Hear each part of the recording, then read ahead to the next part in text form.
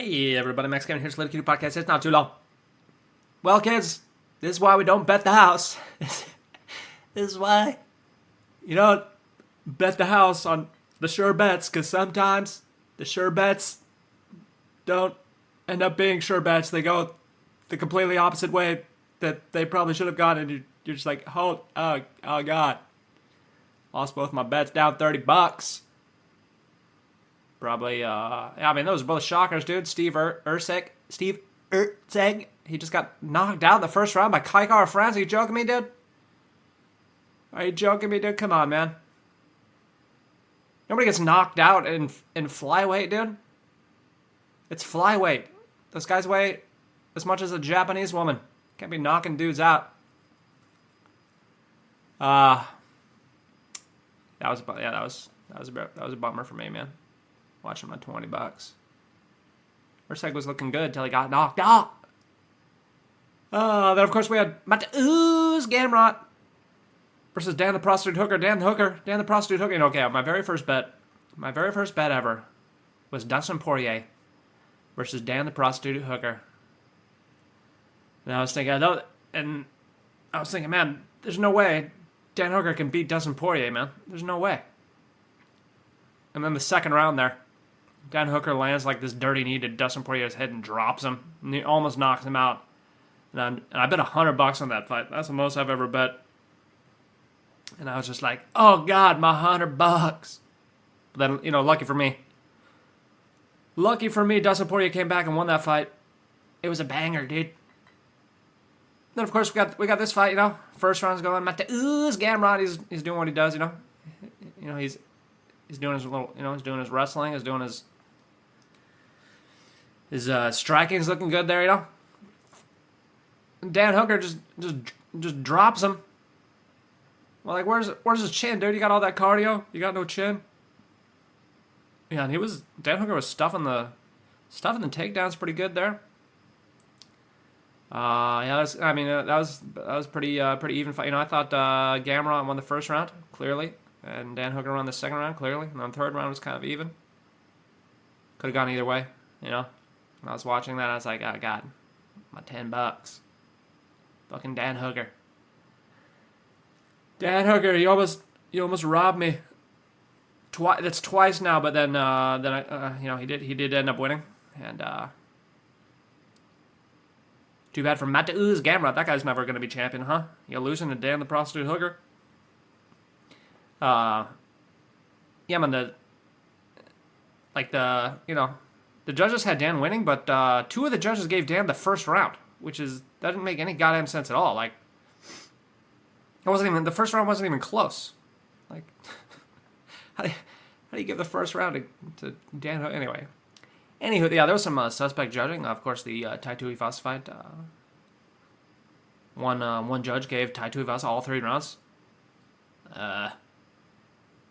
Then they took that judge off the.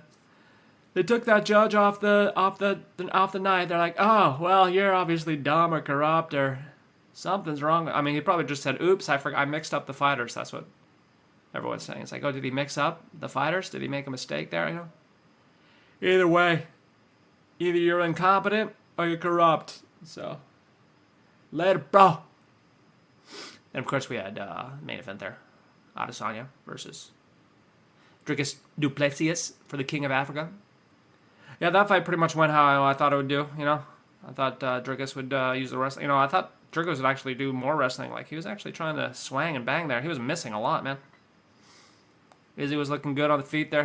I think he was landing the better. He was landing more, but, Dricus, when he lands, I mean, he's so powerful, dude. He landed a couple.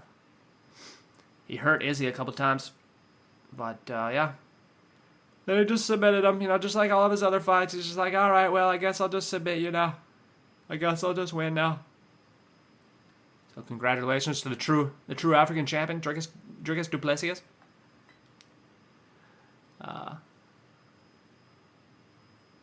If Izzy would have won that fight, I think that would have been the first time anyone's ever lost the belt twice and won the belt 3 times.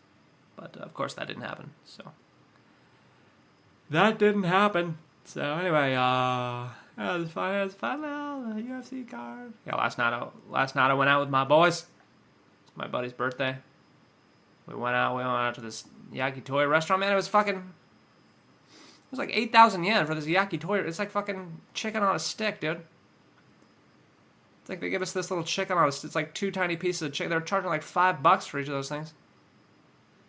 Like, Jesus, man. Goddamn yakitori place, like me and my buddies were sitting there, like, this restaurant, it was a pretty nice restaurant in the middle of Tokyo there, And this table next to us, like these two hot mamas come and sit down. They're wearing like very revealing clothing.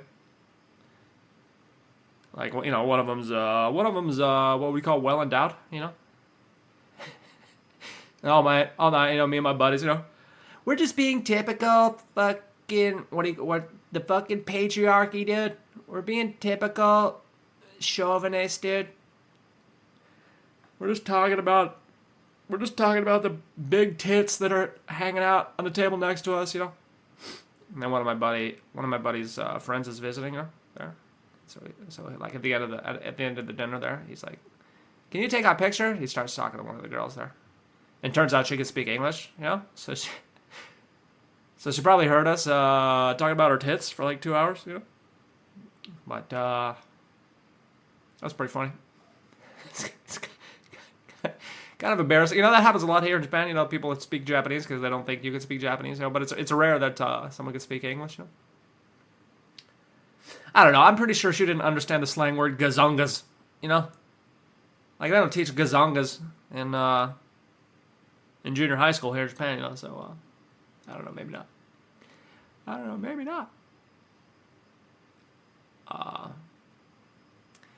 Yeah, and then we just went to the bar, we're just talking about our lives, we're just talking, just boy talk, just talking, And, I've been talking with with a couple of my friends recently just about, things that are holding me back in life, that negative voice in your head that holds you back, Of course, the great, what's his face? The Navy SEAL dude? He used to be fat. David Goggins. David Goggins is famous for every time you hear that negative voice, you tell it to fuck off. You tell it, "Oh yeah, I'll show you. You son of a bitch. You don't think I can be a Navy SEAL even though I'm a fat boy?"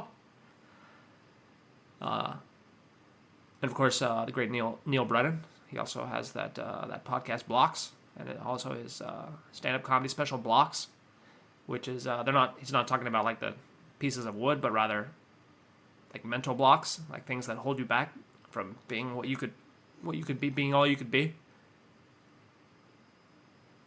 And we're just talking about that. It's like, hey, dude, we're 40 years old. It's like, what are you doing? Why are you allowing these negative thoughts to ruin your life? For you're a grown man now. You're 40 years old. No more blocks. All right, just do what you gotta do.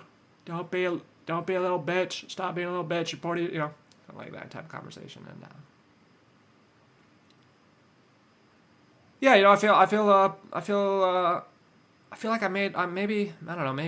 hopefully I did. I feel like I made the decision last night. It's like, they're right. David Goggins is right. Neil Brennan's right. Fuck it, dude. Gotta be the best you can be. You gotta be there's a multiverse out there with infinite versions of yourself, and you're just gonna be the low 30% version of yourself. You're not gonna be the best of the best. What are you doing with your life? You gotta take some steroids. Become UFC champion. Knock out dudes at flyweight. Fucking Kai Car France. Anyway, thanks for listening. Maybe I'll see you tomorrow.